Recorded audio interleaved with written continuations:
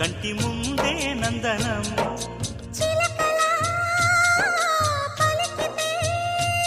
ఉండిపోదా సంబరం ఉండే కాదా మందిరం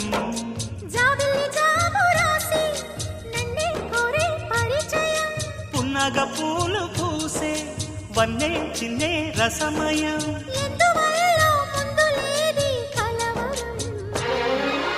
అది పడిన పెదవికేంటి అర్థం అడుగుతోంది